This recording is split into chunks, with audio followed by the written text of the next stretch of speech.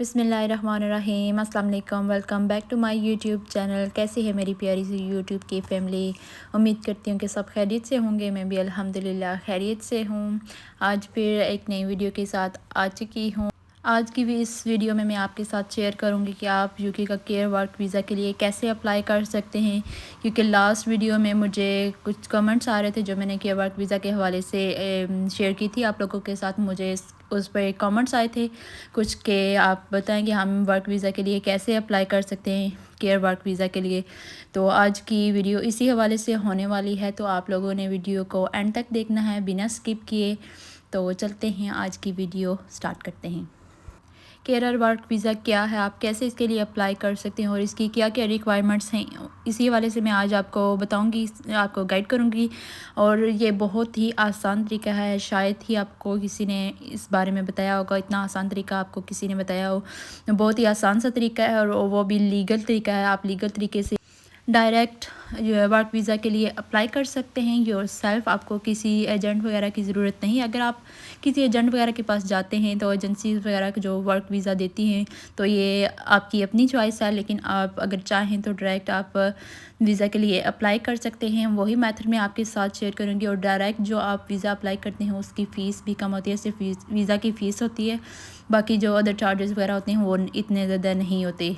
تو اس کی جو فیس ہوتی ہے، جو ڈائریکٹ آپ اپلائی کرتے ہیں اس کی فیس ہوتی ہے 240 پاؤنڈ سے لے کر 250 کے درمیانی ہوتی ہے، اس سے زیادہ نہیں ہوگی۔ تو اس کے لیے جو فرسٹ ریکوائرمنٹ ہوتی ہے، جو اس کی فرسٹ ریکوائرمنٹ ہے وہ ہے جنرل آئلٹس کا ٹیسٹ ہے۔ اور یہ آئلٹس B2 کا ٹیسٹ ہوتا ہے اور یہ آپ کو ہر حال میں پاس کرنا ہوتا ہے۔ اگر آپ کے پاس ایجوکیشن نہیں ہے، آپ اتنے پڑھے لکھے نہیں ہیں، میٹرک کیا ہوا ہے یا FA کیا ہوا ہے، تو آپ کو یہ ٹیسٹ ہر حال میں پاس کرنا ہوتا ہے۔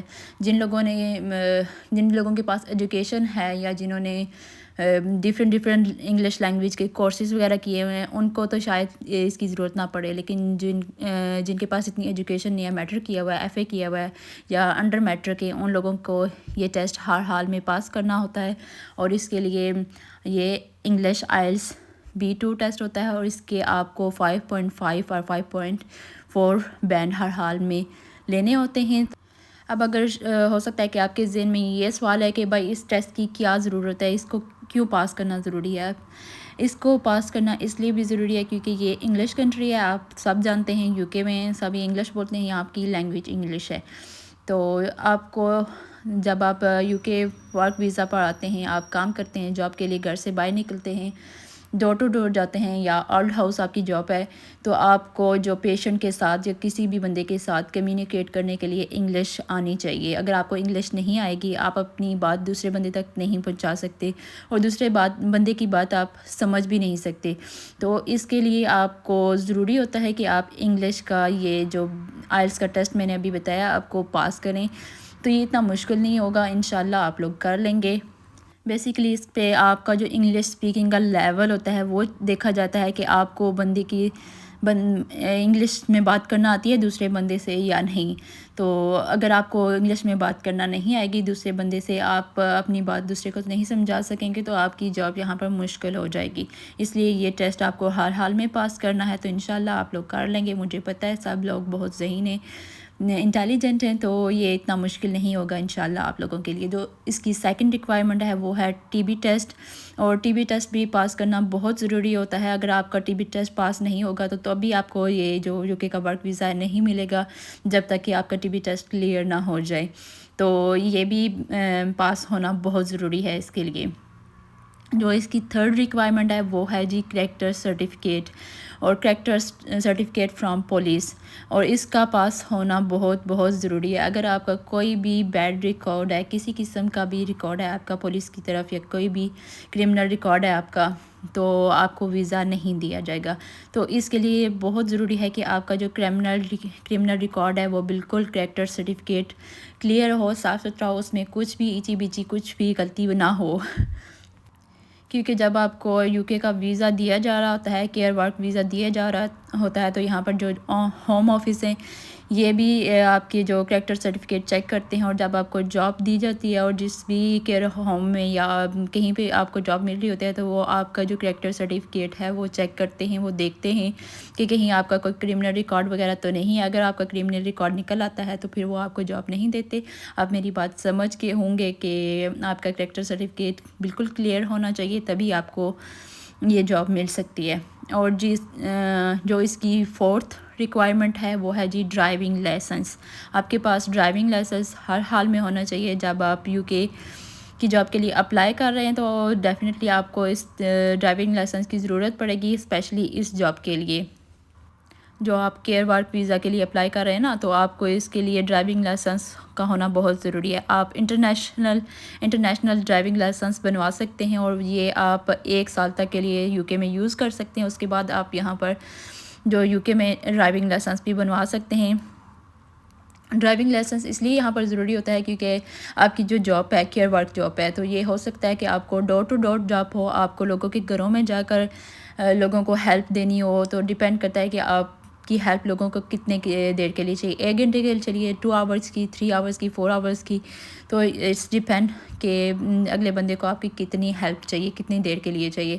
تو اس کے لیے آپ کو ڈرائیونگ کا لائسنس ہونا ضروری ہے۔ آپ ڈرائیونگ کریں گے تبھی کسی کے گھر جائیں گے اور کسی کو لک آفٹر کریں گے، اور اگر آپ کی جاب اولڈ ہاؤس میں ہے تب بھی آپ لوگوں کے پاس ڈرائیونگ لائسنس ہونا چاہیے۔ اور اوبیسلی کہ آپ کو کام پر جانا ہوتا ہے، ڈرائیونگ لائسنس ہوگا تو آپ اپنی گاڑی پر آسانی سے جا سکتے ہیں، یا سم ٹائم ہوتا ہے کہ آپ کو اولڈ ہاؤس میں بھی رہتے ہوئے کسی پیشنٹ کو ہاسپٹل لے کر جانا پڑتا ہے، یا کوئی میڈیکیشن وغیرہ، یا کوئی بندہ کہتا ہے کہ جی مجھے باہر جانا ہے، پارک وغیرہ میں جانا ہے، تو اسے بھی آپ باہر لے جا سکتے ہیں اپنی گاڑی پر۔ تو اس لیے آپ کے پاس ڈرائیونگ لائسنس ہونا چاہیے۔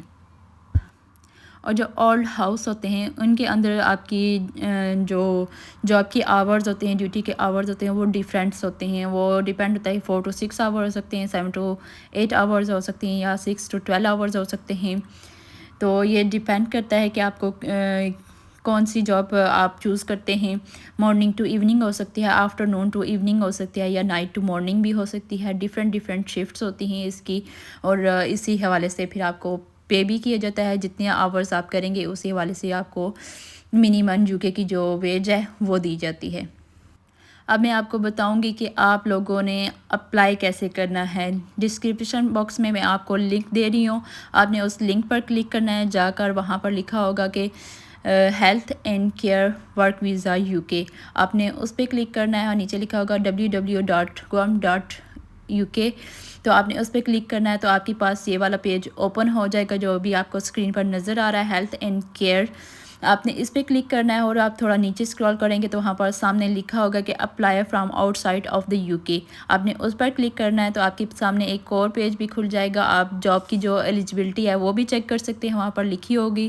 نیچے آپ جب اسکرول کرتے جائیں گے تو آپ کو نیچے نظر آئے گا کہ اپلائی ناؤ، تو آپ نے اپلائی ناؤ پر کلک کر دینا ہے۔ تو انشاءاللہ آپ کو وہاں سے جاب کی کال آ جائے گی۔ جب آپ فارم وغیرہ فل کر دیں گے، ریکوائرمنٹ ساری پوری کر دیں گے، تو انشاءاللہ آپ کو جاب مل جائے گی۔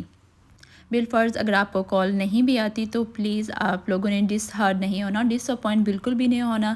انشاءاللہ اگر ایک بار آپ کو کال نہیں آئی تو آپ نے دوسری بار ٹرائی کرنا ہے، تیسری بار ٹرائی کرنا ہے، چوتھی بار ٹرائی کرنا ہے، 5ویں بار ٹرائی کرنا ہے، لیکن نا امید نہیں ہونا، کوشش کرتے رہنا ہے۔ انشاءاللہ ایک نہ ایک دن تو آپ کو کال آ ہی جائے گی۔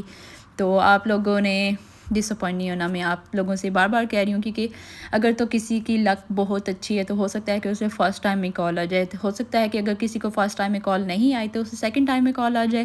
تو آپ لوگوں نے ڈس اپوائنٹ ہو کر نہیں بیٹھنا۔ اور آپ کو میں ایک اور بھی طریقہ بتا دیتی ہوں کہ آپ ایک اور طریقے سے بھی اپلائی کر سکتے ہیں۔ آپ انڈیڈ یو کے لکھ کر وہاں پر بھی جابس آتی ہیں، تو آپ وہاں پر بھی اپنی جاب سرچ کر سکتے ہیں کہ آپ کو کون سی جاب چاہیے۔ جو پروفیشنل لوگ ہوتے ہیں وہ اپنے پروفیشن کے مطابق، جیسے ڈاکٹرز ہوگے، نرسز ہوگی، اپنے پروفیشن کے مطابق وہاں سے جاب چوز کر سکتے ہیں اور اس کے لیے اپلائی کر سکتے ہیں۔ تو انشاءاللہ وہاں پر بھی آپ کو کہیں نہ کہیں جاب مل ہی جائے گی۔ اور اس کے بعد آپ کو میں نے جیسے پہلے بتایا کہ آپ ایجنسیز کے تھرو جو ورک ویزا دیتی ہیں ان کے تھرو بھی آپ اپلائی کر سکتے ہیں۔ ایجنسیز کا یہ ہوتا ہے کہ وہ تھوڑے چارجز زیادہ لیتی ہیں، ان کی فیس زیادہ ہوتی ہے۔ تو اٹس اپ ٹو یو کہ آپ ایجنسیز کے تھرو کریں یا کیسے بھی کریں. تو لنک میں ڈسکرپشن باکس میں ڈال دوں گی, آپ لوگوں نے ضرور چیک کر لینے ہیں. تو بس یہی تھی میری آج کی ویڈیو. امید ہے کہ آپ کو پسند آئے گی. اگر آپ کو میری ویڈیو تھوڑی سی بھی انفارمیٹیو لگی ہے تو پلیز میری ویڈیو کو لائک کریں, اپنے فرینڈز اینڈ فیملی کے ساتھ بھی شیئر کریں. Thank you so much for watching. اللہ حافظ, بائے بائے.